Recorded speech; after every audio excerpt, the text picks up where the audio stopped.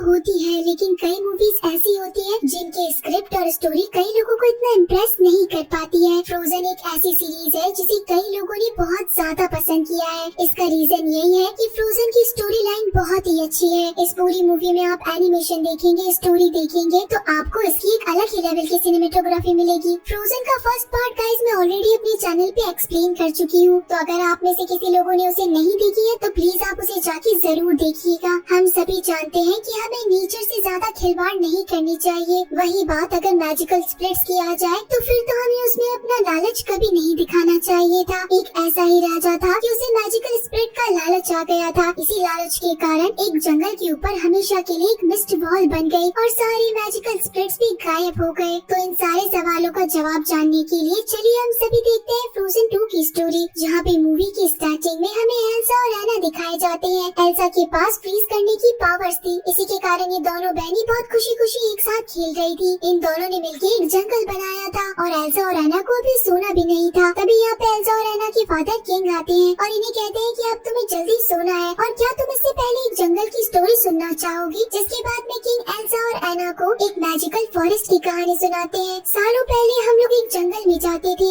ये जंगल नॉर्थ में था, जहाँ पे रहने वालों का नाम नॉर्थ अल्ट्रा था। नॉर्थ अल्ट्रा के लोग और हमारे बीच में काफी अच्छी रिलेशन थी और वहाँ का जादू आज से पहले किसी ने नहीं देखा था। लेकिन वहाँ कुछ तो जरूर हुआ था। वहाँ पे एक बहुत बड़ी वॉर हुई और उसके बाद में उस फॉरेस्ट में कभी कोई नहीं जा सका। मुझे न जाने किसने बचाया था। अब एल्सा और एना के पास में बहुत सारे क्वेश्चंस आ गए थे कि आखिर वो मैजिकल स्पिरिट्स कहाँ गई और अगर कहीं चली गई है तो क्या वो मैजिकल स्पिरिट्स गुस्सा हो गई है और आखिर किंग को किसने बचाया। तो यहाँ पे क्वीन कहती है कि सारी चीजों के जवाब एल्टा हॉलैंड के रिवर में मिलेंगे। वो एक ऐसा पानी है जो कि सबको सबकी सच्चाई बता देता है। बच्चों को लगता था कि उनकी मॉम उन्हें ऐसे ही कह रही है कि रिवर भी क्या कभी किसी को जवाब दे सकती है। और उसके बाद कहानी प्रेजेंट टाइम में पहुँच जाती है, जहाँ पे एल्सा क्वीन बन चुकी थी और अब तो एल्सा भी अपनी पावर्स पे कंट्रोल करने लग गई थी। वहीं पे एना भी अपनी लाइफ में बहुत खुश थी। वो ओलाफ के साथ घुमा करती थी और क्रिस के साथ बहुत सारा टाइम स्पेंड किया करती थी। क्रिस एना को जल्द ही प्रपोज करने वाला था, लेकिन क्रिस एना को ये बात बोलने से डरा करता था। कुछ टाइम के अंदर एल्सा को कुछ आवाज सुनाई देने लगी, मानो कि एल्सा को कोई पुकार रहा हो।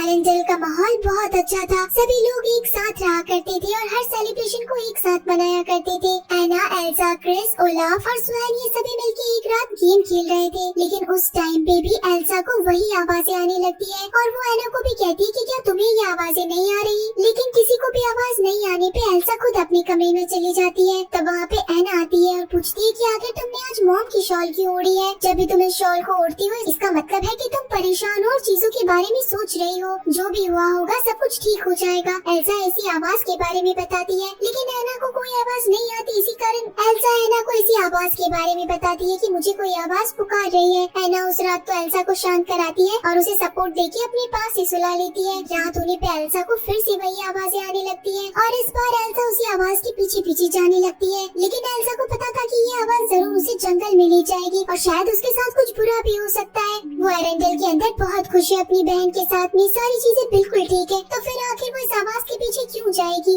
लेकिन एल्सा जैसे जैसे आगे जाती जा रही थी तो उसे अलग अलग तरीके की स्पिरिट दिखाई देती जा रही थी। उन स्पिरिट के अंदर अपना खुद का मैजिक मिला के वहाँ पे एयर, फायर, वाटर और अर्थ की अलग अलग पार्टिकल्स बन चुकी थी, जो कि एक साथ एरेंडल पे आके गिरते हैं। मानो कि इन सारे स्पिरिट को एल्सा ने अपने पास ही बुला लिया हो। एरेंडल के अंदर हर जगह अलग अलग तरीके की हलचल होने लग रही थी। एरेंडल के अंदर से पानी कम हो जाता है, सारी लाइट्स चली जाती है और तेजी से हवाएं चलने लगती है। इसी के साथ में एरेंडल की जमीन भी सभी को यहाँ से बाहर निकालने लगती है। सारे लोग भाग के बाहर के माउंटेन पे आ जाते हैं। एल्सा एना को बताती है कि मुझसे एक बहुत बड़ी गलती हो गई है। मुझे लगता है कि मैंने स्पिरिट्स को वापस से जगा दिया है। एना को बिलीव ही नहीं होता कि आखिर ये सारे स्पिरिट्स वापस कैसे आ सकती है। एल्सा कहती है कि मैं उस आवाज की तरफ खींची चली गई और उसके बाद अर्थ स्पिरिट ने हम लोगों को बाहर निकाल दिया। तभी यहाँ पे ट्रोल्स आते हैं, जहाँ पे पीपी बताते हैं कि पास्ट में कुछ ऐसा हुआ है जिसे कि स्पिरिट्स ने अभी तक माफी नहीं दी है। यहाँ पे एल्सा और एना पास्ट के कुछ सीन देखते हैं, जहाँ पे नॉर्थ अल्ट्रा के लीडर और इसी के साथ में इनके ग्रैंडफादर भी साथ खड़े थे। लेकिन उसके बाद एक वॉर भी चालू हो गई। तो आखिर पास्ट में ऐसा क्या हुआ होगा। इन सारी चीजों को जानने के लिए एल्सा कहती है कि मुझे नॉर्थ अल्ट्रा जाना पड़ेगा। लेकिन एना अपनी बहन को अकेला नहीं छोड़ सकती थी। इसी कारण वो ट्रोल को कहती है कि मैं भी एल्सा के साथ जाऊंगी। अब आपको एरेंडल का पीछे से ध्यान रखना है। पीबी ने जाने से पहले एना को कहा कि पहले हम सभी को लगता था कि एल्सा के पास हद से ज्यादा पावर्स है, लेकिन अब इन इन मैजिकल स्पिरिट्स को संभालने के लिए मुझे ऐसा लग रहा है कि एल्सा की पावर्स कहीं कम न पड़ जाए।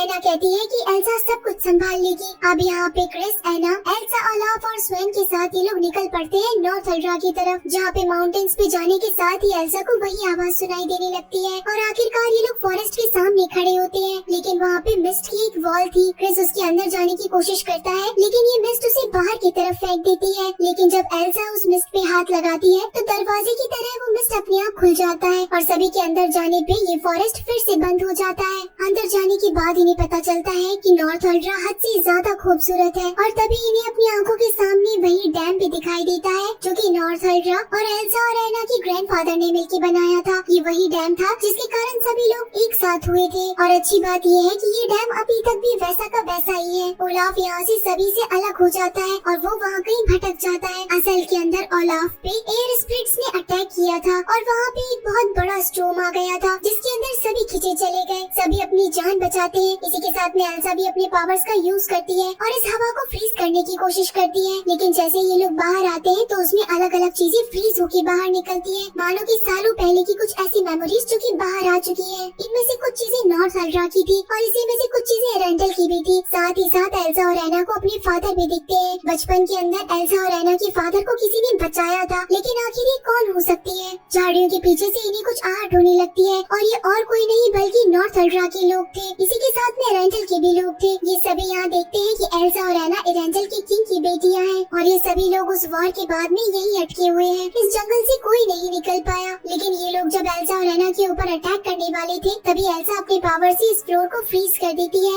एना यहाँ पे पहचान जाती है कि ये तो हमारे ही सोल्जर हैं जो कि उनके फादर के साथ में रहा करते थे हमेशा। एल्सा और एना बताते हैं कि हम इस जंगल को छुड़वाने के लिए आए हैं। हम चाहते हैं कि ये स्पिरिट्स इस जंगल को छोड़ दे, तो आप हम लोगों पे बिलीव करिए। लेकिन नॉर्थ अल्ड्रा के लोग एल्सा और एना पे बिल्कुल बिलीव नहीं करते क्योंकि सालों पहले एरेंडल के लोगों ने इन पे अटैक किया था, जिसके बाद यहाँ पे हर जगह आग लगने लग जाती है। सभी अपनी जान बचा के यहाँ से भागने लगते हैं। एना एल्सा को बचाने के लिए आगे बढ़ती जा रही थी लेकिन एना की वहाँ पे खुद ही हालत खराब होने लग जाती है। एल्सा हर चीज को फ्रीज करती जाती है। उसे आगे जाके क्रीचर दिखाई देता है जो कि पहले तो डर रहा था और काफी ज्यादा भी गुस्से में था, लेकिन एल्सा के आगे जाने के बाद ही क्रीचर एल्सा के हाथ पे बैठ जाता है और बिल्कुल शांत हो जाता है। यानी कि एल्सा के पास पहला फायर क्रीचर था जो कि अब गुस्से के अंदर नहीं था। तभी यहाँ पे नॉर्थ अल्ड्रा के लोग एना के पास में वही शॉल देखते हैं और पूछते हैं कि ये शॉल तुम्हारे पास कहाँ से आई? एना बताती है कि ये शॉल तो हमारी मॉम की है, ये उन्होंने ही हमें दी थी। नॉर्थ अल्ड्रा के लोग बताते हैं कि ये शॉल हमारे कबीले की है, जो भी हमारे साथ रहता है ये सब उन्हीं के पास रहती है। अब ये सभी लोग समझ गए थे कि इनकी मॉम और कोई नहीं बल्कि नॉर्थ अल्ड्रा की थी और किंग को बचाने वाली भी इनकी मॉम ही थी। यानी कि एल्सा और एना भी हाफ नॉर्थ अल्ड्रियन थे।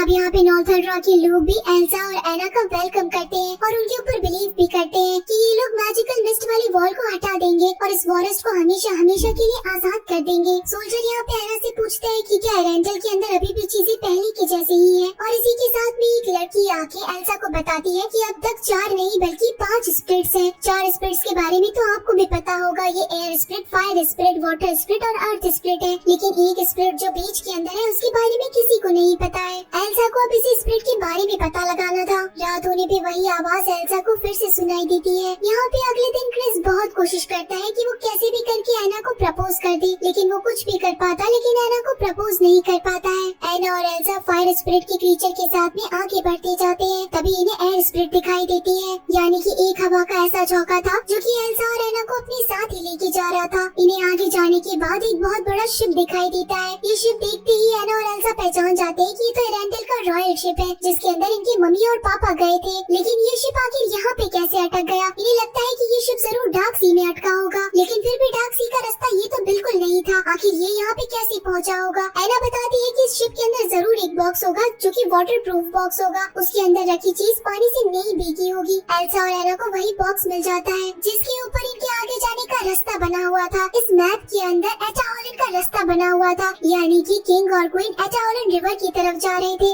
ओलाफ कहता है कि पानी के पास हर एक क्वेश्चन का जवाब होता है। इसी कारण एल्सा इसी पानी को हाथ लगाती है और अपनी पावर से जानने की कोशिश करती है कि आखिर हुआ क्या था। तभी यहाँ पे किंग और क्वीन के स्टैचू बन जाते हैं, जो कि बताते हैं कि वो लोग एल्सा की पावर के बारे में जानने के लिए गए थे कि आखिर एल्सा के पास में ये पावर्स कैसी आई, और उसी के कारण डार्क सी ने उन्हें मार डाला। अब एल्सा को वापस से इसी एटा हॉलैंड की रिवर तक जाना था ताकि वो पता लगा सके कि आखिर उसे कोई आवाज क्यों बुला रही है और उसके पास ये पावर्स कैसे आई है। एना भी एल्सा के साथ जाने के लिए जिद करती है, लेकिन एल्सा एना की जान खतरे में नहीं डाल सकती थी। इसी कारण वो एक बोट बना के एना और ओलाफ को साथ साथ ही भेज देती है। लेकिन एना और ओलाफ यहाँ पे अर्थ क्रीचर से भरी हुई रिवर में फंस जाते हैं और उसके बाद एक डार्क केव के अंदर पहुँच जाते हैं। दूसरी तरफ एल्सा के सामने डार्क सी था और उसके आगे एटा हॉलैंड रिवर थी। एल्सा उस डार्क रिवर को पार करने की बहुत कोशिश करती है और उसके बाद भी फ्रीज करने वाली पावर्स का यूज भी करती है, लेकिन फिर भी एल्सा इस रिवर को पार नहीं कर पाती है। वाटर स्पिरिट का एक हॉर्स बार बार में आके एल्सा को पानी में धकेल रहा था, मानो कि वाटर स्पिरिट नहीं चाह रही थी कि एल्सा आगे तक बढ़ पाए। लेकिन एल्सा बहुत हिम्मत दिखाती है और इसी वाटर स्पिरिट के बने हुए हॉर्स के ऊपर चढ़ जाती है, उसके ऊपर अपनी कमान संभालती है और इसी हॉर्स के ऊपर बैठ के इस पूरी रिवर को पार करती है।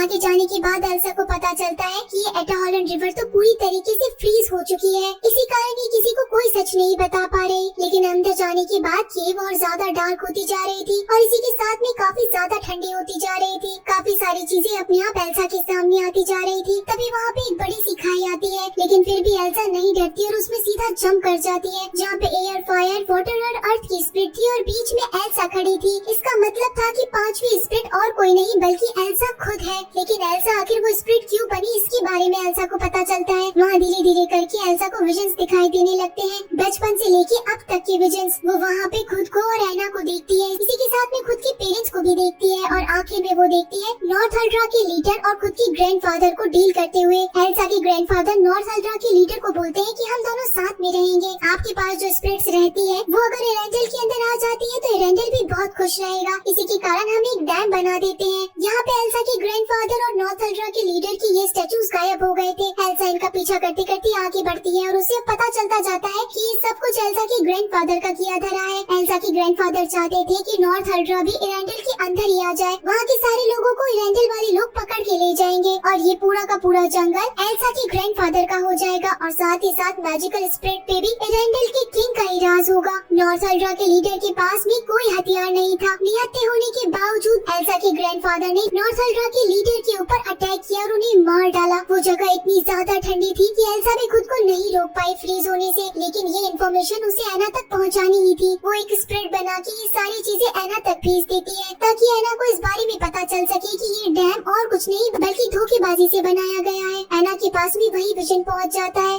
जहाँ पे इनके ग्रैंडफादर नॉर्थ अल्ट्रा के लीडर को मार रहे थे। अब एना सब कुछ समझ गई थी कि ये स्प्रिट्स इसलिए गुस्सा है क्योंकि डैम बनाया गया था, वो भी एरेंडल के किंग ने खुद का फायदा देखते हुए बनाया, जहाँ पे नॉर्थ अल्ट्रा का पानी पूरी तरीके से रुक जाएगा और अगर ये डैम नहीं तोड़ा गया तो ये स्प्रिट इसी तरीके से गुस्सा होती रहेंगी। जल्द से जल्द जाके एना को अब ये डैम तोड़ना था। ओलाफ कहता है कि अगर वो डैम तोड़ दिया गया तो एरेंडल इसी रिवर के बीच में आता है, एरेंडल के लोग मारे जाएंगे। लेकिन तब एना कहती है कि अर्थ स्पिरिट्स ने उन्हें पहले ही वहाँ से बाहर निकाल दिया था, इसीलिए सभी लोग माउंटेन पे चले गए थे। ये स्पिरिट्स यही चाहती है कि डैम को वापस से तोड़ दिया जाए। अब जब एल्सा फ्रीज हो चुकी थी तो एल्सा की पावर्स भी धीरे धीरे कम होती जा रही थी, इसी के कारण ओलाफ भी अब जिंदा नहीं बच रहा था। ओलाफ के पार्टिकल्स अपने आप से अलग होते जा रहे थे। एना ओलाफ को गले से लगा लेती है और कहीं न कहीं जाके ओलाफ के पार्टिकल्स एक जगह पे रुक जाते हैं। एना पूरी रात वहीं रोती है। अब एना अगली सुबह उठ के यही सोचती है कि उसे किसी भी सूरत के अंदर उस डैम को तोड़ना है। वो भागती हुई जाती है और उसे आइडिया आता है कि अर्थ मॉन्स्टर आके उसका पीछा करेंगे, बड़े बड़े पत्थर फेंकने के कारण वो डैम तोड़ देंगे। इसी कारण एना अर्थ मॉन्स्टर्स को अपने पीछे लगाती है। तभी वहाँ पे क्रिस आता है जो कि एना की मदद करता है और उसकी जान भी बचाता है। ये लोग डैम के पास तक पहुँच चुके थे, लेकिन तभी वहाँ पे एरेंडल के सोल्जर्स आके एना को मना करते हैं कि इस डैम को तोड़ा गया तो एरेंडल पूरी तरीके से बर्बाद हो जाएगा। एना कहती है कि इस फॉरेस्ट को बचाने का और मैजिकल स्पिरिट्स को शांत करने का यही एक तरीका है। इसके पीछे तो एल्सा ने अपनी जान तक दे दी। अब वो सोल्जर्स एना की बात मान जाते हैं। इधर अर्थ मॉन्स्टर बड़े बड़े पत्थर फेंक रहे थे, जिसके कारण वो पूरा डैम अपने आप ही डिस्ट्रॉय होने लग जाता है और वहाँ से निकला हुआ सारा पानी एरेंडल की तरफ आगे बढ़ता जा रहा था। अब आखिर इतना बड़ा डैम टूटेगा तो सामने वाली हर चीज को जरूर निकल जाएगा, लेकिन जैसे ही वो डैम टूटा तो एल्सा भी अनफ्रीज हो गई और उसके पास अपनी पावर्स आ गई। एल्सा उसी पानी के अंदर बहती हुई बाहर आती है और वाटर स्पिरिट से बनी हॉर्स पे बैठ के एरेंडल की तरफ आगे बढ़ती जाती है और अपनी पूरी पावर की मदद से एक आइस शील्ड बना देती है, जिससे कि एरेंडल पे आने वाला पानी अब शांत हो जाता है और वाटर स्पिरिट भी अब कहीं न कहीं शांत हो चुकी थी उस डैम के टूटने से। लेकिन एना और क्रिस को लगा था कि इनकी बहन एल्सा अब जिंदा नहीं बची है। अब जैसे ही वो डैम टूटा था तो इस फॉरेस्ट पे लगी मिस्ट वॉल भी खत्म हो चुकी थी, यानी कि ये जंगल आजाद होने लगा था। और तभी इन्हें एल्सा के बारे में पता चलता है कि एल्सा जिंदा है। यहाँ से एल्सा पानी में से निकल के आती है और एना आके सीधा उसके गले लग जाती है।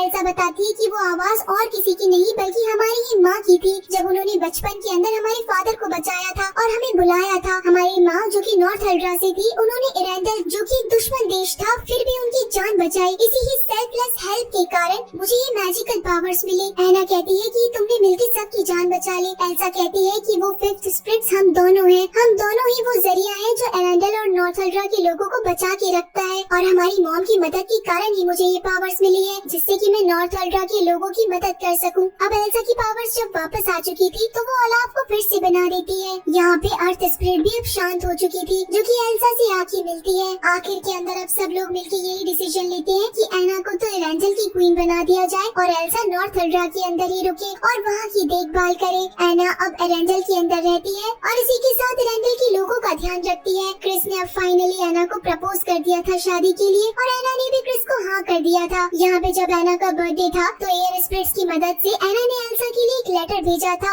एल्सा यहाँ पे नॉर्थ अल्ड्रा में रहती है, जहाँ पे ये पूरा का पूरा फॉरेस्ट एक आइस फॉरेस्ट के जैसे बना हुआ था और एल्सा भी अपनी बहन एना से मिलने के लिए हर टाइम आया करती थी। इसी के साथ ये शानदार मूवी यहीं पे खत्म होती है। तो गाइस, आप सभी लोगों को ये मूवी कैसी लगी मुझे जरूर बताइएगा। तो चलिए फिर मिलते हैं आप सभी लोगों से अगली मूवी में। तब तक के लिए टाटा।